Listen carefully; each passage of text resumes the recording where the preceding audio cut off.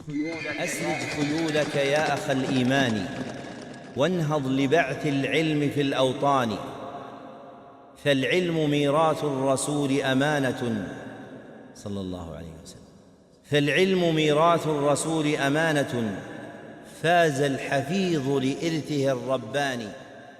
حقائق في تاریخ التقریب. حقائق في تاريخ التقريب. مضت خير القرون والرافضة لقم منبوذ الأصول والفروع، وفي عزلة عن جماعة المسلمين صيانة للملة عن مداخلة الأهواء والبدع والانحرافات والشذوذ. وهذا تو یہ زمانہ خیر القرون کا ایسے گزرا چنا الرافضۃ لقم منبوذ الاصول والفروع، اور یہ پھینکے ہوئے تھے. لقن کا معنی کیا ہے؟ پھینکے ہوئے، یعنی اہل اسلام نے ان کو دور پھینکا ہوا تھا والد دور میں، اور یہ اصول اور فروع میں بالکل دور ہٹائے ہوئے تھے، مسلمانوں سے الگ ہی تھے. اور ملت اسلامیہ جو ہے وہ ان کی خواہشات، بدعات، انحرافات اور شذوذات سے اس کو پوری طرح بچانے کے لیے ان کو دور ہٹایا ہوا تھا. تو ان کو دور کیوں کیا ہوا تھا؟ صیانۃ للملۃ، ملت اسلامیہ کو بچانے کے لیے، ان مداخلۃ الاہواء والبدع والانحرافات والشذوذ، ان کی خواہشات، بدعات اور دین اسلام سے انحرافات اور اسلام کی اصل چیزوں سے جو شاذ چیزیں انہوں نے نکال رکھی تھیں ان سب سے، جن کے داخل ہونے سے بچانے کے لیے ان کو دور پھینکا ہوا تھا. وَهَذَا يَوْمٌ كَانَ الْحَقُّ حَقًّا وَالْبَاطِلُ بَاطِلًا. ان ایام میں، قرون اولیٰ میں حق تھا اور باطل واضح باطل تھا. یہ مکسنگ نہیں تھی، آپس میں تقریب کا کوئی سلسلہ نہیں تھا. تو یہ تقریب کا سلسلہ جب تک نہیں تھا، اسلام اور اہل السنہ بالکل خالص دین پہ پوری طرح اعلیٰ منہج، اپنے منہج پہ قائم تھے. ان کے درمیان کوئی اس طرح کی باتیں موجود نہیں تھیں جیسے آج بعض اہل السنہ کے اندر بھی ایسے شبہات، چیزیں، ذہن اور باتیں پائی جا رہی ہیں جو رافضیت کو پوری طرح سپورٹ کر رہی ہیں. یہ اسی تقریب کی دعوت کا جو نتیجہ ہے. جی وحراس الشریعت قائمین علیہا، اور شریعت کے پہرے دار وہ پوری طرح اس پر قائم تھے. وَلِهَذَا لَمْ يُسَجِّلِ التَّارِيخُ أَيَّ مُحَاوَلَةٍ لِهَذَا الْغَطَاءِ الْوَهْمِيِّ التَّقْرِيب. تو تاریخ نے کوئی بھی ایسی کوشش قلم بند نہیں کی. لم یسجل، کوئی قلم بند نہیں کی تاریخ نے، کوئی ایسی کوشش اس وہمی خیالی پردے کے لیے، جو تقریب کا خیالی جو ایک پردہ ہے نا کہ اس پردے کے نیچے ہم لوگوں کو قریب کر لیں گے، یہ خیالی پردہ ہے. تاریخ میں ایسا کہیں بھی جو ہے نا وہ پہلے قرون اولیٰ میں ایسی کوئی چیز رقم نہیں ہوئی. جی نمبر 2 حقائق. نمبر 2 في هذه الحقب من القرون استغل الرافضة. حقب عرصہ، حقب کا معنی کیا ہے؟ عرصہ. تو اس عرصے میں في هذه الحقب من القرون استغل الرافضة في عامة المسلمين مواقع الجهل والفقر، فغزوا العشائر والقبائل بالتزاوج والمال ودعوى محبة آل البيت، متسترين على أصولهم بالتقية، فدخل في الرفض خلائق في الرافدين وما وراء النهر من بلاد العجم. تو یہ بات آپ ساری چیزیں سمجھ چکے ہیں کہ یہ وہی ان کے طرق تھے مسلمانوں کے درمیان داخل ہونے کے. تو استغل الرافضہ، تو رافضیوں نے ناحق فائدہ اٹھایا. استغل ناحق فائدہ اٹھایا عام مسلمانوں میں. فغزوا، وہ حملہ آور ہوئے ہیں قبیلوں پر، گروہوں پر، بالتزاوج، شادیاں، مال، محبت اہل بیت کا دعویٰ اور تقیہ کے اندر چھپے ہوئے. تو پھر فدخل فی الرفض خلائق من الرافدین. تو رافدین کیا ہیں؟ دجلہ و فرات کے لوگ. رافدین سے مراد کون ہے؟ تو یہ اس 2 نمبر کے اندر جو ہے نا فی رفض خلائق من الرافدین، تو بہت سے رافضیت میں داخل ہونے والے دجلہ فرات کے لوگ تھے. وما وراء النہر، اور ما وراء النہر کے لوگ تھے من بلاد العجم. تو یہ لوگ ان کی چال میں آ گئے. نمبر 3 في حال ضعف من المسلمين وتوسع قيادتهم وغياب تحكيم الشريعة وجهل كثير من علمائها بما عليه الشيعة الرافضة من أصول وفروع تخرق حجب الشريعة، شهد النصف الثاني من القرن الرابع عشر الهجري مبادرات دعوية للتقريب من الشيعة، فكان إنشاء 4 دور على أرض مصر. تو اس تیسرے نمبر پہ یہ بیان کی کہ مسلمان کمزور پڑ گئے اور ان کی قیادت بڑھ گئی. توسع قیادتہم، تو ان کی قیادت کے بٹنے کے موقع پر. وغیاب تحکیم الشریعہ، اور جو اسلامی مملکتوں میں شریعت کے احکامات یعنی ان کے قوانین جو شریعت کے تھے وہ نافذ نہ رہے، اور بہت زیادہ علماء میں بھی جہالت پیدا ہو گئی. تو شیعہ وہ جہالت کیا تھی؟ وہ کوئی علمی جہالت نہیں، بلکہ شیعہ کے عقائد، نظریات اور ان کے سازشوں سے جہالت کا نتیجہ تھا کہ پھر جو ہے نا وہ 14ویں صدی کے نصف آخر میں ان کی کوششیں تمام تر پھر تیز ہوئیں اور انہوں نے اپنا کام دعوت تقریب کا پوری طرح پھیلانا شروع کر دیا، اور انہوں نے اس کے لیے 4 حلقات قائم کیے مصر کی سرزمین میں۔ تو انہوں نے فقانہ انشاء 4 دور علی ارض مصر، تو 4 حلقات مصر کی سرزمین میں قائم ہوئے۔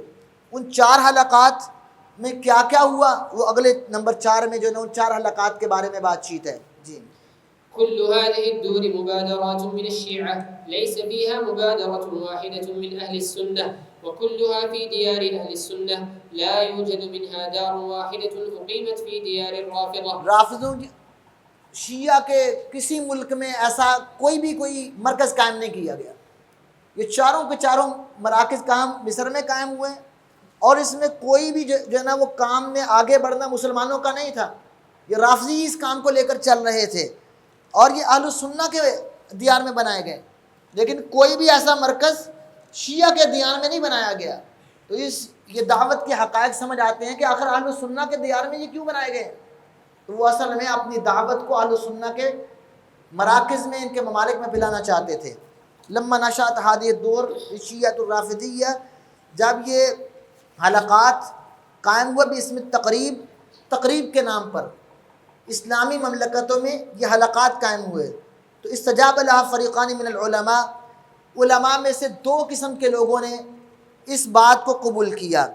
ان میں سے ایک تو جو تھے خالص نیت والے تھے، جن کی نیتیں اچھی تھیں، لیکن ان کو پہلے یہ پتہ نہیں تھا، لیکن جب ان کے سامنے شیعت کا چہرہ سامنے آیا اور اس تقریب کی دعوت کے پردے کھلے تو وہ اس سے پیچھے ہٹ گئے۔ اور دوسرے وہ تھے جو مالی مفادات چاہتے تھے، بعض لوگ علماء اصول ایسے ہوتے ہیں مالی مفادات، تو وہ کچھ لگے رہے، کچھ چلے گئے اس مالی مفادات میں، اور کچھ ابھی بھی باقی ہیں۔ یہ 2 مراحل جو ہے نا علماء کے 2 قسم کے لوگ پیدا ہوئے، اور یہ اس پورے پیراگراف میں یہ 2 باتیں جن کا خلاصہ میں نے آپ کے سامنے رکھا، پڑھتے ہیں۔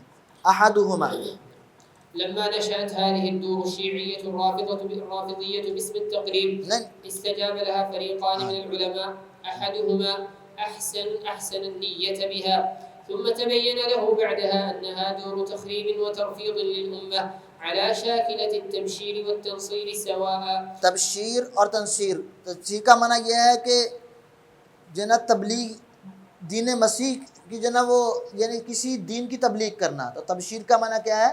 دعوت و تبلیغ کرنا کسی بھی اپنے غلط مذہب کی، و تنصیر کا معنی کسی کو عیسائی بنانا۔ تو جب یہ پتہ چلا کہ یہ رافضیت کی جو نا وہ دین مسیح اور عیسائیت کی تبلیغ کی طرح یہ نا ایک تبلیغ ہے، تو وہ پیچھے ہٹ گئے اس سے۔ لهذا نفضوا أيديهم منها وهجنوها وأعلنوا براءتهم منها، ومنهم الشيخ السبكي۔ تو حجنوہا، انہوں نے اس کو معیوب قرار دیا اور ناپسندیدہ سمجھا، حجنوہا۔ ومنهم الشيخ السبكي والشيخ محمد عرفة وشيخ طه محمد الساكت ومحمد البهي، وأما الشيخ محمد رشيد رضا فقد كان منفتح الخاطر لدعوة التقريب، ثم نسبها وولاها ظهره لما رأى منهم ما رأى من الغيظ على خير القرون والتحرك لنشر المذهب الباطني القرمطي والصدود عن مذهب أهل السنة، فواجهها بقلمه في مجلة المنار وكشف مخبئاتها۔ تو پہلے جو ہے نا یہ شیخ محمد رشید رضا وہ پورے دل سے جو ہے نا اس دعوت کے لیے اپنے دل کو کھولنے والے تھے، جب ان کے حالات دیکھے تو پھر انہوں نے اس دعوت کو اڑا دیا، پشت پھیری، اور جب پھر انہوں نے خوب خیر القرون میں ان کے غضب، لوگوں کے غضب کو دیکھا انہوں نے کہ ان پر بہت غضب تھا، تو پھر انہوں نے جو ہے نا وہ اس کا مقابلہ کرتے ہوئے اپنے مجلہ المنار میں خوب اس پر لکھا اور ان کے چھپے رازوں کو کھولا ہے، مخبآتی ہے ان کے چھپے رازوں کو۔ أما الفريق الثاني وهم المستفيدون ماديا من ضعاف النفوس والعلم فبقوا يستلمون جراياتهم، وہ ان کے جرموں کو تسلیم کرتے رہے جو بھی ان کے تقریب کے جرم تھے۔ يأكلون في ظل هذه الدور حتى انقرض بعضها وأصبح البعض الآخر جسدا لا روح فيه۔ اور کچھ ایسے جسد رہ گئے جن میں روح ہی نہیں رہی، اسلام ظاہری طور پہ مسلمان لیکن اندر سے روح ان کی بالکل خالی ہو کے رہ گئی، دنیا کی مال کی لالچ نے انہیں بالکل اہل سنت سے بیگانہ کر دیا۔ تو حاضر دور یہ جو مراکز تھے یا جو حلقات تھے، لم تنشر یومن کتابا لأہل السنہ لا فی دیار اہل السنہ ولا فی دیار الرافضہ بینما نشرت العدید من کتب التشیع فی دیار اہل السنہ۔ کہتے ہیں یہ جو حلقات قائم کیے گئے اس کی ہم حقائق بیان کر رہے ہیں۔ عنوان کیا تھا کہ حقائق التقریب، اس تقریب کے حقائق کیا ہیں۔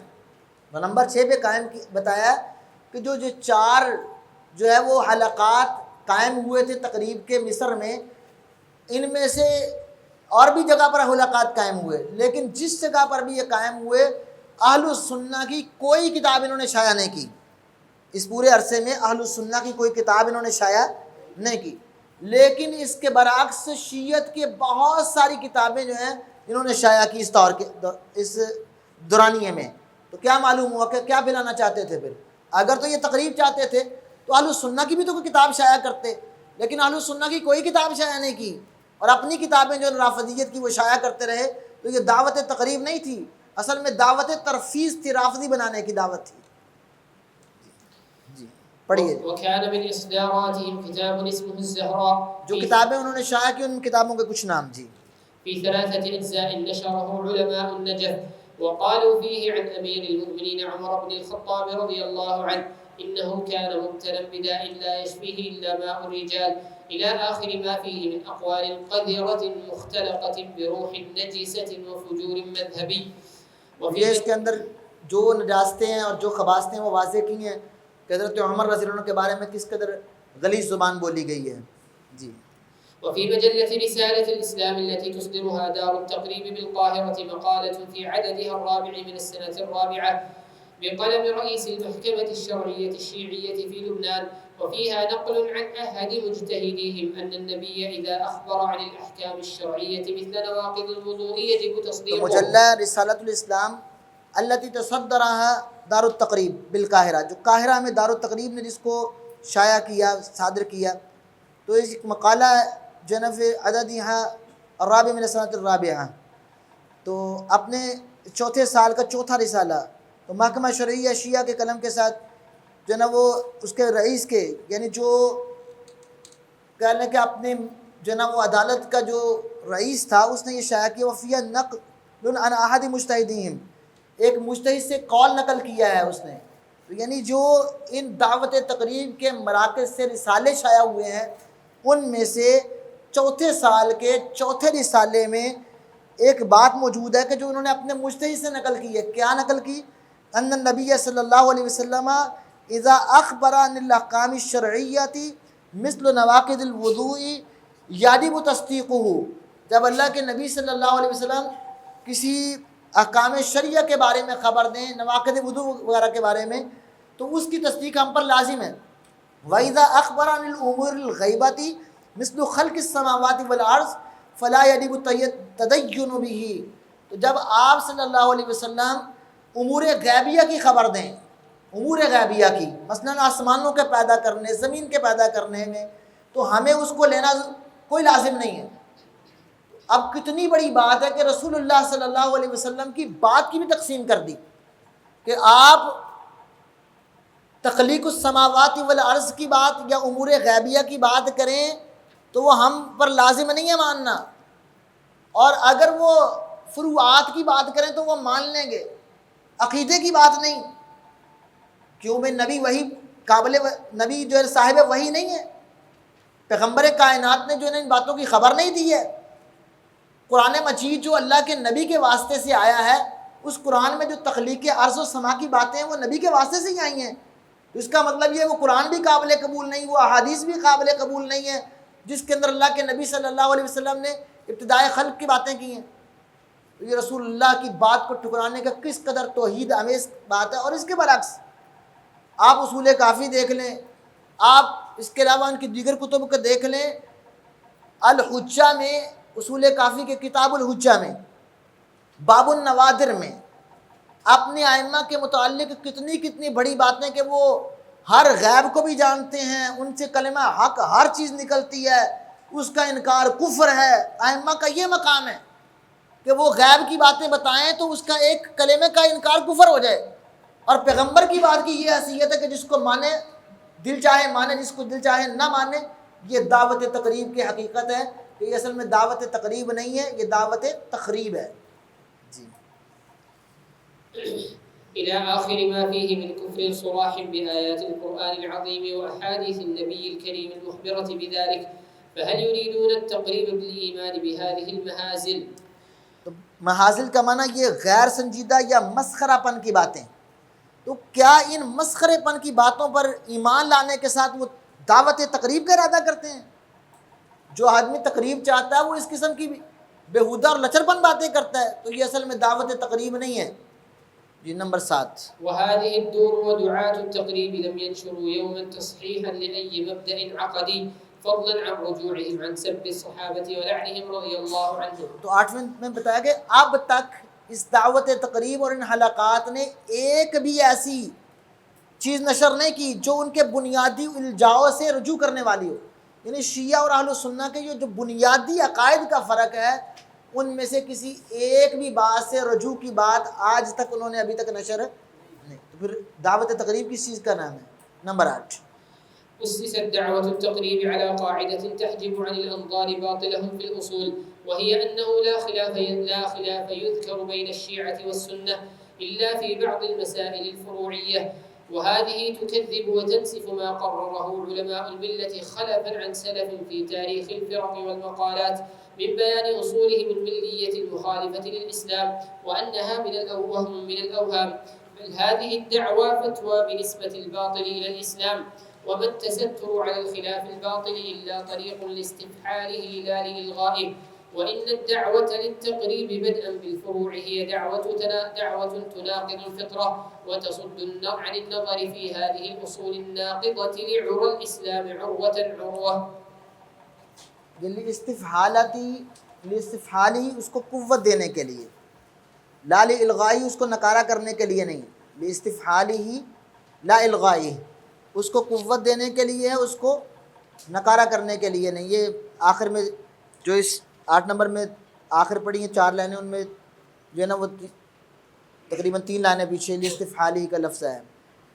تو یہ ساری دعوت تقریب کی بنیاد جو ہے نا یہ اس قاعدے پر قائم ہے کہ جو ہے نا لوگوں کی نظروں سے باطل اصولوں کو پردے میں رکھا جائے. تحجب عن الانظار باطلهم فی الاصول. تو جو اس دعوت تقریب رافضہ کے جتنے بھی باطل اصول ہیں ان کو لوگوں کی نظروں سے پردے میں رکھا جائے، اور لوگوں میں بات کیا ذکر جائے جی بس ہمارا کچھ فروعی اختلاف ہے اور وہ ہم اس کو جو ہے نا وہ حل کرنے کی کوشش کرتے ہیں. تو یہ ایسا جھوٹ تھا جس کو علماء نے بالکل ہوا میں اڑا دیا. انہوں نے مقالات لکھے اور انہوں نے اس پر باقاعدہ جو ہے وہ کتابیں لکھی ہیں، اور انہوں نے اس بات کو واضح کیا ہے کہ یہ باطل چیزوں کی اسلام کی طرف نسبت کرنے کا فتویٰ ہے. تو اس طرح کے کاموں سے باطل پہ پردے نہیں ڈالے جا سکتے. اور یہ باطل کا ایک بہت بڑا یہ عیب ہے کہ دعوت کا آغاز فروعات سے کرنا یہ فطرت کے خلاف ہے. وَإِنَّ الدَّعْوَةَ لِلتَّقْرِيبِ بِدَاءً بِالْفُرُوعِ هِيَ دعوة تناقض الفطرہ. یہ فطرت کے خلاف ہے. وَتَصُدُّ عَنِ النَّظْرِ فِي هَذِهِ الْأُصُولِ النَّاقِضَةِ لِعُرَى الْإِسْلَامِ عُرْوَةً. اور یہ نظروں کو ان اصولوں سے بند کرنا ہے کہ جن اصولوں نے اسلام کو کی جو کڑے تھے اور اسلام کی جو ہے نا وہ مضبوط کڑیوں کو ایک ایک کر کے توڑنا شروع کر دیا ہے. تو ان اصولوں سے اور اپنی باتوں سے رکاوٹ کھڑی کرنا ہے اس دعوت تقریب کے ذریعے. تو یہ جو بات ہے نا فطرت کے خلاف ہے، فطرت کے خلاف کیوں ہے؟ اللہ تعالیٰ نے انبیاء کو فطرت کے مطابق بھیجا ہے، اور ہر نبی کی دعوت کا آغاز کس سے تھا؟ فروعات سے یا عقیدے سے؟ عقیدے سے تھا. تو ان کی دعوت کا آغاز فروعات سے ہے. تو اس کا مطلب یہ ہے کہ تقریب کا جو نعرہ ہے اس دعوت کا آغاز ہی غیر فطری چیز پر ہے. جی تو یہاں تک جو ہے ہمارے سامنے اس دعوت تقریب کی حقائق کی بات ہوئی تھی، حقائق کی. تو اب کوئی سوال بھی کر لیں پیچھے سے.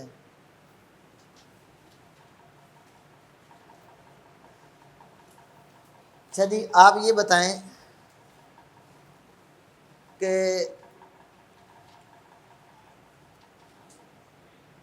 اس کتاب کے مؤلف کا علاقہ کون سا تھا؟ میں جس سے پوچھوں گا وہی بتائے گا.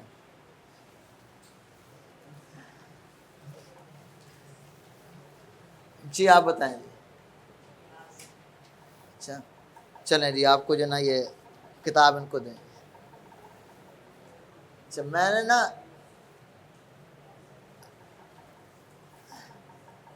اب دوسرا سوال یہ ہے کہ اس دعوت تقریب کو جب اہل السنہ نے اکھاڑ کر باہر پھینک دیا تو کوئی بس نہیں چل رہا تھا، تو انہوں نے کچھ طریقے اختیار کیے کہ جن کے ذریعے سے اس دعوت تقریب کو لوگوں کے درمیان پھیلانے کی کوشش کریں. تو کون بھائی ہے جو وہ طریقے بیان کرے گا؟ جی جی آپ بسم اللہ.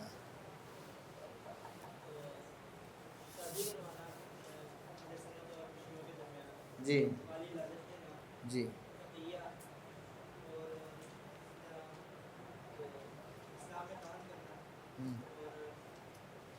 اسلام میں تان کریں گے تو پھر تو کام نہیں چلے گا. ہاں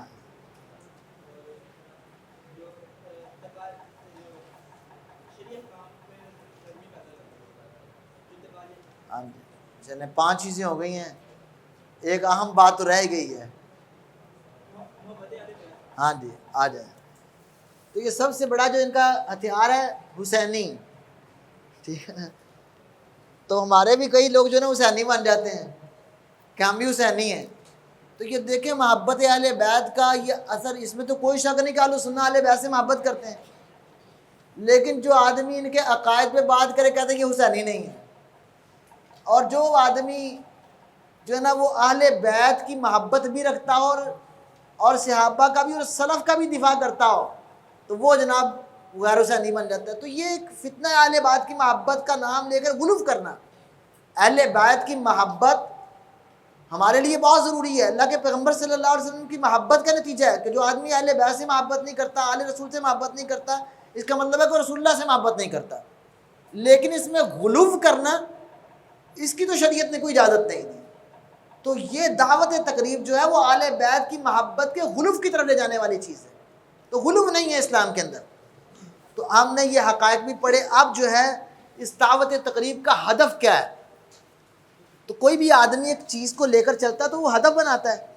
تو اب اس دعوت تقریب کا ہدف کیا ہے؟ اب ہم اس ہدف کی طرف جا رہے ہیں اور یہ شیخ بیان کریں گے کہ اس چیز کا ہدف کیا ہے. تو آئیے اب ہم اس ہدف کو دیکھتے ہیں. جی صلی اللہ علیکم. قال رحمه الله تعالى: هدفها الوحيد وبعدها الخطير. من هذه الحقائق نستخلص هدفها الخطير فيما يلي. تو خطیر کا معنی بہت ہی خطرناک. جی أن دعوة التقريب في هدفها وأبعادها دعوت بنیت مبیتات، یہ پرانی اور بسیدہ عمارت پر قائم ہے.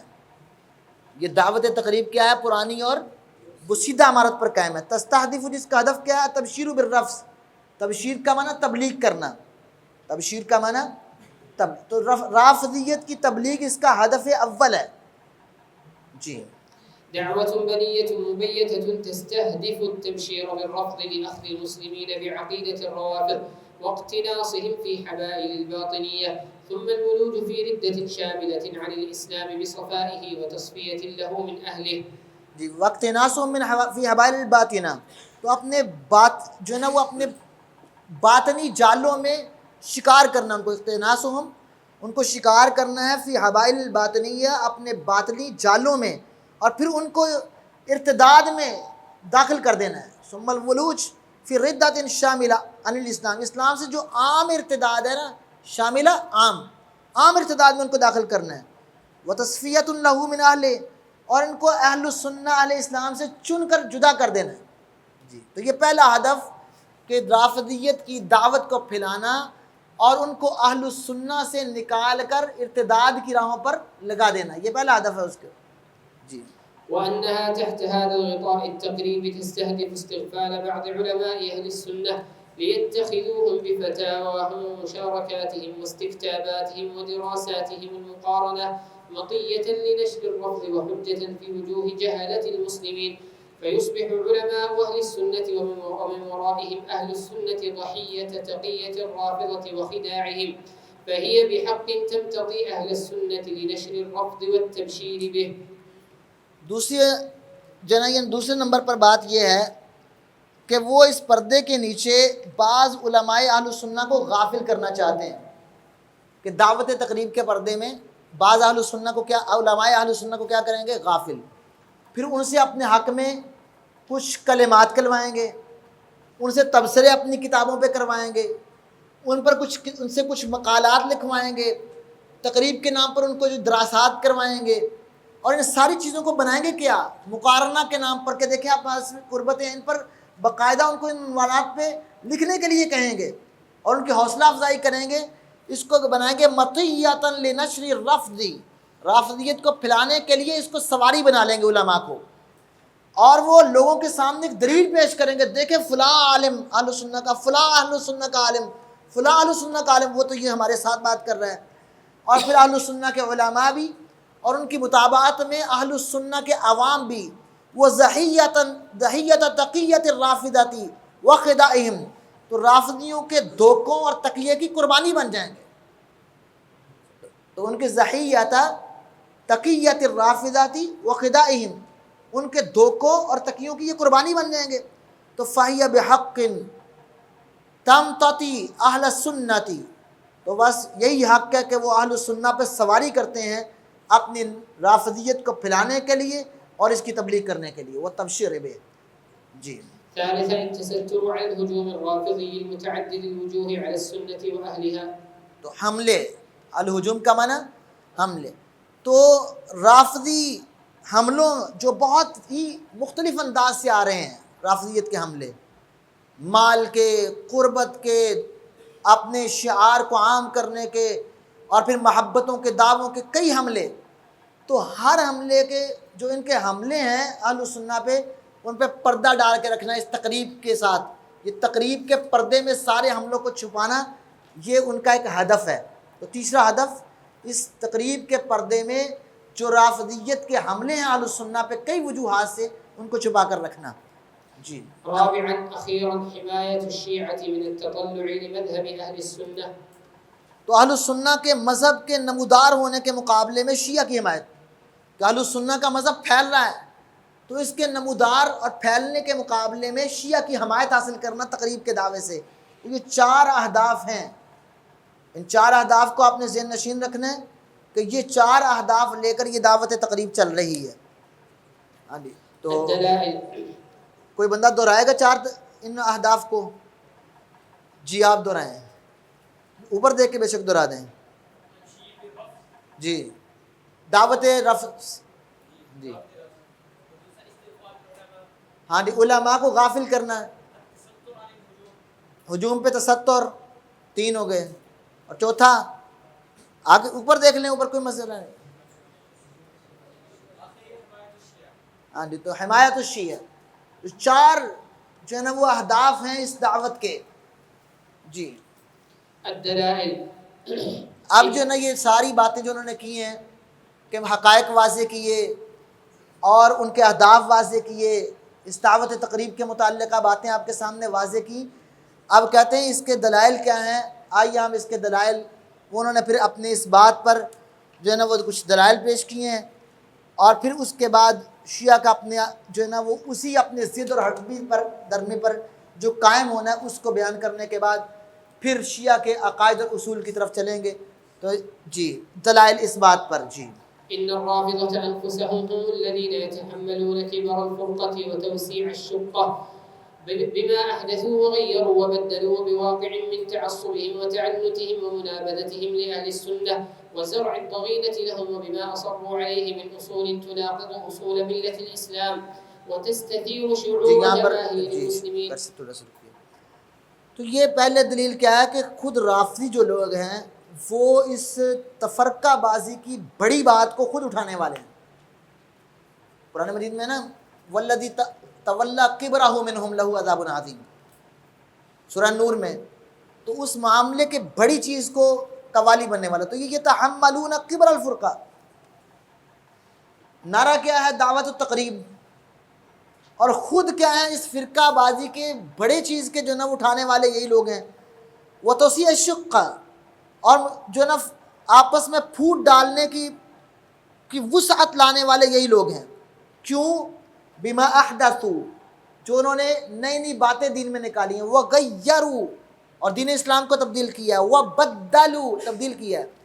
وہ بھی واقعہ من تعصبہم و تعنتہم، اور وہ اپنے تعصب اور ہٹ درمی، تعنت کا معنی کیا ہے؟ اپنی ہٹ درمی کے ان کے کئی واقعات ہیں، اور انہوں نے اہل السنہ کو دور پھینک رکھا ہے، اور انہوں نے اپنے اندر ان کینوں کو پال رکھا ہے، اور وہ اپنے جو اصول اسلام کے بنیادوں کے مخالف ہیں ان پر پوری طرح قائم ہے. تو ملت اسلام کے اصول کیا ہیں؟ مثلا آپ کے دین اسلام کے کیا 5 بنیادیں کیا ہیں؟ التوحید، توحید و رسالت ایک ہو گیا، نماز، روزہ، زکوٰۃ، حج، یہ 5 ارکان اسلام ہیں. تو آج تک شیعہ نے کبھی بھی یہ اعتراف نہیں کیا کہ ہمارے بھی 5 ارکان اسلام یہی ہیں. تو جو اسلام کے ارکان کے خلاف اپنے ارکان کھڑے کر لے، ان کے اندر کیا ہے؟ توحید ہے، رسالت ہے، عدالت ہے، امامت ہے، آخرت ہے. یہ 5 اصول ہیں ان کے دین کے: توحید، رسالت، عدالت، امانت اور آخرت. امانت نہیں، امامت. تو توحید، رسالت، عدالت، امامت اور آخرت، انہوں نے 5 الگ اصول بنائے. تو اسلام کے یہ تو ایک بنیاد ہے، باقی اصولوں کے خلاف. تو جو بندہ اسلام کی بنیادوں کے ساتھ متفق نہیں ہے تو فرقہ بازی تو وہ کر رہا ہے، نہ کہ وہ تقریب کی دعوت کر رہا ہے. تو یہ پہلی دلیل انہوں نے پیش کی ہے ان کے اصولوں کو سامنے رکھتے ہوئے. لا سیما، خاص کر وتستشیر شعور جماہیر المسلمین، کہتے ہیں ان چیزوں کو دیکھ کر جمہور مسلمانوں کے شعور روشن ہو جاتے ہیں. تستشیرو، روشن ہو جاتے ہیں. لا سیما، خاص کر جب وہ اللہ کے نبی کے صحابہ میں طعن کرتے ہیں، تکفیر کرتے ہیں، اور ان کے بارے میں جو ہے نا وہ یہ غلط عقائد رکھتے ہیں. جبکہ مسلمان اہل السنہ وہ ان صحابہ کو رضی اللہ عنہ کہتے ہیں. تو یہ ساری چیزیں واضح کرتی ہیں، ان چیزوں کے ساتھ وہ پہچان لیتے ہیں کہ یہ جو تقریب کی دعوت کا نعرہ ہے نا، یہ بالکل جو ہے وہ حقیقت میں باطل نعرہ ہے. یہ تقریب نہیں چاہتے، تفرقہ بازی کرتے ہیں. وَبِمَا أَصَرُّوا عَلَيْهِ، لا وبما أصروا عليه من أصول تناقض أصول ملة الإسلام وتستثير شعور جماهير المسلمين، لا سيما في سب ولعن وتكفير الصحابة رضي الله عنهم، سوى بضعة نفر في حسبانهم الخاسر. والمسلمون أهل السنة يترضون عن هؤلاء الصحابة رضي الله عنهم وعن سائر الصحابة رضي الله عن الجميع، ويعرفون لهم قدرهم ومنزلتهم. جی تو یہ پہلی دلیل سامنے آ گئی. جی دوسری دلیل، ثانيا إن التقريب في مفهوم الرافضة أن يتكلموا ويكتبوا وينشروا التشيع والرفض، وأن يسكت أهل السنة عن بيان الحق. وإن سمع هؤلاء الرافضة كلمة حق قالوا وحدة المسلمين في خطر. تو وحدت المسلمین جو خطرے میں پڑ گئی. جب تک وہ رافضیت کی تبلیغ کرتے رہیں خاموش رہیں آپ اہل السنہ، وہ کہیں گے ہاں یہ صحیح ہو رہا ہے. چوں ہی کسی مقام پر کلمہ حق کسی نے کہہ دیا تو کہتے ہیں نہ بولیں، وحدت المسلمین خطرے میں ہے. یعنی باطل کو باطل کہنا، اس سے وحدت المسلمین خطرے میں ہے. اور باطل جو ہے وہ حق کا کلا کما کرتا رہے، باطل پھیلاتا رہے، اس سے تقریب ہوگی. تو یہ حقیقت کیا کھلے گی کہ وہ لوگ اصل میں رافضیت کی دعوت کو پھیلانا چاہتے ہیں، جو نا وہ دلائل حقائق کو، دلائل کو دیکھ کر آپس میں قربت پیدا کرنا نہیں چاہتے. نمبر 3، ثالثا لا أدل على كذب هذه الدعوة التقريب من أنها تقابل من الرافضة أنفسهم بل من شيوخهم بالتعنت والتعصب للرفض في أصوله وفروعه، وإلا فأين رجوعهم عن أصولهم الفاسدة؟ القرآن محرف، السنة قول المعصومين فقط، سب الصحابة وتكفيرهم. إن حقيقة التقريب أن يوافقهم أهل السنة لا أن يوافقوا أهل السنة. اس دعوت تقریب کے کذب پر بہت بڑی دلیل، یعنی اس سے بڑی دلیل کیا ہو سکتی ہے کہ خود رافضیوں کے بڑے بڑے علماء وہ جو ہے نا وہ اس کا مقابلہ کر رہے ہیں، بلکہ ان کے شیوخ وہ ضد میں، ہٹ درمی میں، تعصب میں وہ رافضیت کے سارے اصولوں اور فروعوں پر قائم بھی ہیں اور اس کا دفاع بھی کر رہے ہیں۔ اگر یہ واقعی سارے شیعہ اور رافضی لوگ تقریب کی دعوت چاہتے ہیں تو ان کے بڑے شیوخ، ان کے اکابرین اور ان کے علماء وہ اپنے غلط اصولوں پر کیوں قائم ہیں؟ وہ کیا اصول ہیں؟ کہ قرآن محرف ہے، سنت جو ہے وہ صرف معصومین کا قول ہے، اللہ کے نبی کے قول کو سنت نہیں وہ کہتے، سنت ان کے نزدیک صرف وہ ہے جو معصومین سے ہو، اور اس سے آگے بھی چل کر بات آئے گی کہ وہ صرف سنت ان کے نزدیک معصوموں کا قول ہے، اور اس کے راوی بھی صرف شیعہ ہوں، شیعہ راویوں سے ہٹ کر وہ اپنے معصومین کا کوئی قول بھی قابل قبول نہیں سمجھتے۔ پھر اس کے ساتھ صحابہ کو طعن کرنا، ان کی تکفیر کرنا، تو یہ ساری چیزیں ان کے علماء جب موجود ہیں تو یہ کیسی تقریب کی دعوت ہے کہ جو اپنے علماء میں بھی وہ ختم نہیں کر پائے؟ تو اس کا مطلب یہ ہے کہ یہ صرف اور صرف اہل السنہ کو ہٹانے کی بات ہے۔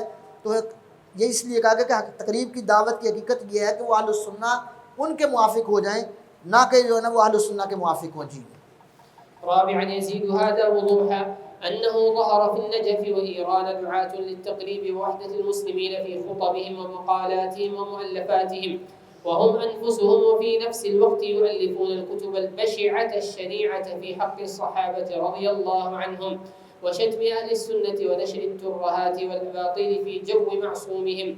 من هؤلاء الخالصي وعبد الحسين الموسوي إنهم بحق دعاة التقريب باللسان ودعاة الفرقة بالقلم والعمل والجنان۔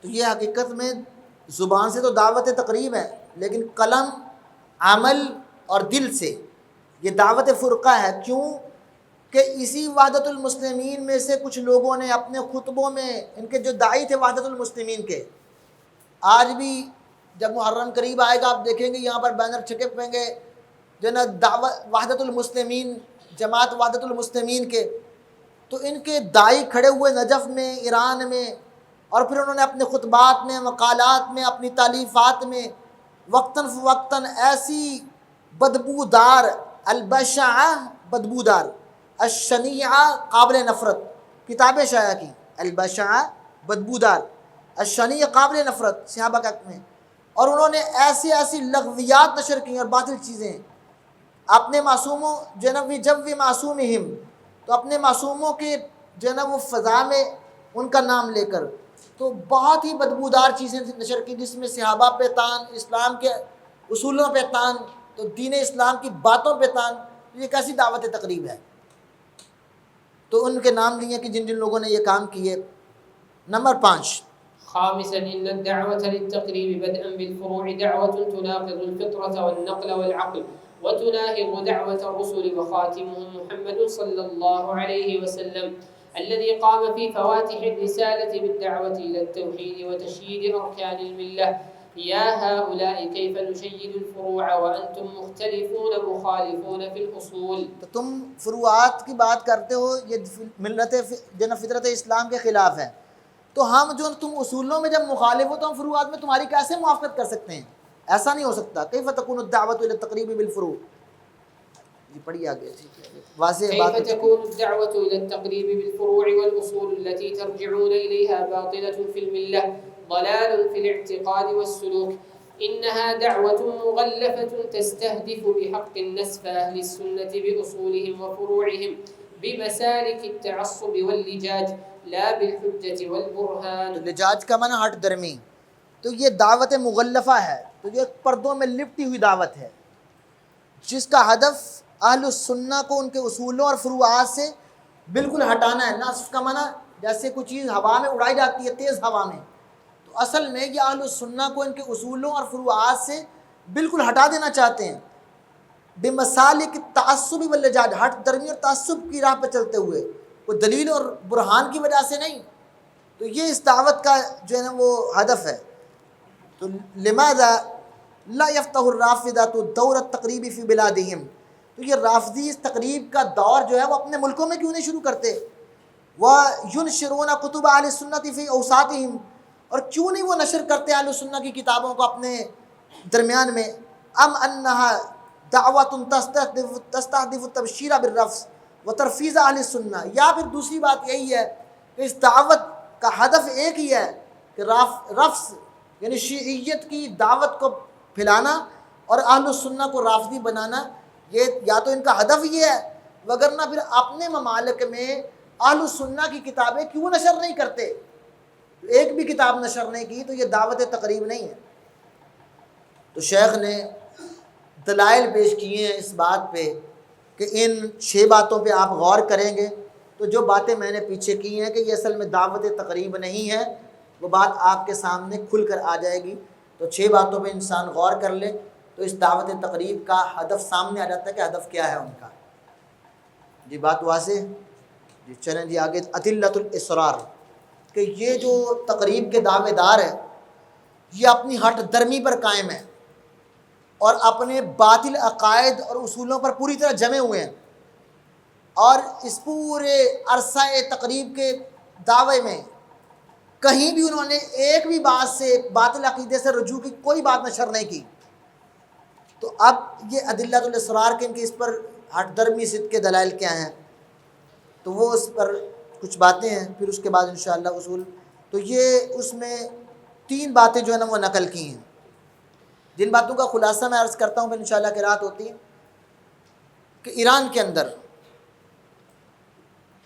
یہ دستور ہے جس کو بدلا نہیں جا سکتا۔ وہ کیا ہے کہ اسلام جو ہے نا وہ دین اسلام ہوگا اور مذہب جعفری اثنا عشری ہوگا۔ تو اب اس مادے کو تبدیل نہیں ہو سکتا۔ تو یعنی جس ملک کا یہ دستور قانون طے ہے کہ یہاں پر جعفری اثنا عشری لاگو ہونا ہے، تو وہ تقریب کی دعوت کیا ہوئی پھر تو کتاب جو ہے نا وہ سارا قانون جو ہے نا وہ کس بنیاد پہ قائم ہوگا؟ کہتے ہیں کتاب پر اور معصومین کی سنت پر، یعنی صرف جو ان کے ائمہ سے اللہ کے نبی کی بات کی درمیان میں بات ہی نہیں ہے، تو کیسے دعوت تقریب ہوگی؟ پھر اس کے بعد ولایت الامر اور ولایت امہ، جب تک امام مہدی غائب ہے وہ فقیہ عادل کی جو کہ امام معصوم کا نائب ہوگا اس کی ہوگی، یعنی کسی اہل السنہ کو اس کے اندر کوئی دخل اندازی کی بات ہی، تو یہ دعوت تقریب کی حیثیت۔